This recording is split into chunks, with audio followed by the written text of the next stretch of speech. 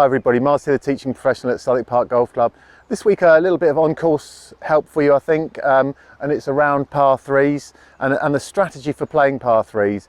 I think that when you're a high handicapper and you've got a shot on a par three, the par threes are the holes you look forward to. You probably can easily reach the green, you've got a chance of a par and a net birdie, great. Enjoy that on the ride while you're heading downwards.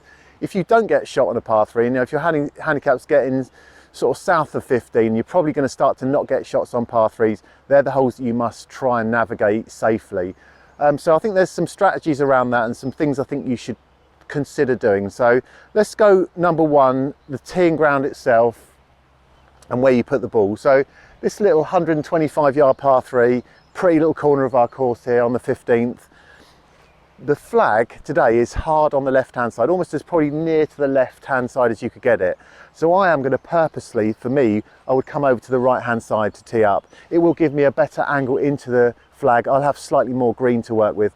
I think people by default can just plonk that ball right in the middle of the teeing ground and accept that. Okay, so think about that. Also, is the ground level? Are your feet in a happy place? Have a little shuffle about and find a nice spot to tee off from. It's just starting to build that little bit of inner peace, I think, for the shot ahead.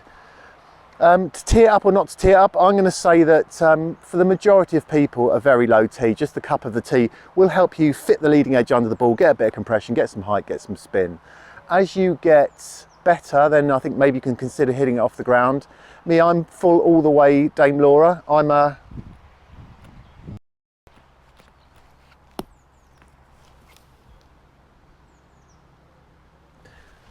just like to knock the turf up and sit that on that little wave, and that gives me a nice feel when I hit the ball, especially for these shorter shots. Right, so onto the shot itself. It's a short shot. I could definitely force my gap wedge up there, but I'm not going to. I'm not even going to hit my pitch. I'm going to hit a little half, three-quarter 9-iron, and I'm pretty much feel like I'm guaranteed to stay in control of that. If you've been watching any of the stuff with what Butch Harmon's trying to do with Rory McIlroy, one of the main things they're trying to do is to stop him hitting these flat out short shots, these sand irons at full tilt with a huge amount of spin on. He doesn't need it, and it's fantastic advice I think from Harmon to get him to try and think like that and play like that and scale down these little knockdown shots. He'll have the most beautiful hands for feeling distance, so he doesn't need to do it. And I think that if what they're going to do works, then his shots into the green will be that tiny bit closer, takes the pressure off your putting, and it just flows on to a good score.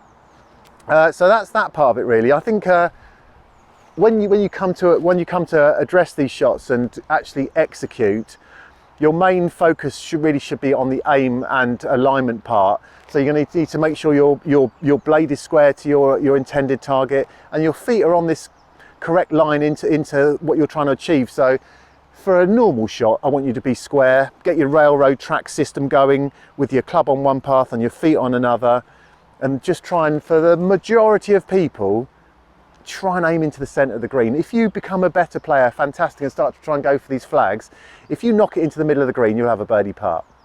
And from that birdie putt, something good undoubtedly will bound to happen. So I'm going to have a quick go, try and get this little 9-iron onto the green. It's a nice little hole this, so has a little tier behind it. So you don't want to go too long. So I'd be careful with my 9-iron, but I promise you this is the best way to play. So for all of you playing next week, if you feel like it's a 7, go to a 6, smooth it down, shorten it, get it under control, and I bet you find more greens. So see you all next week, and thanks for watching.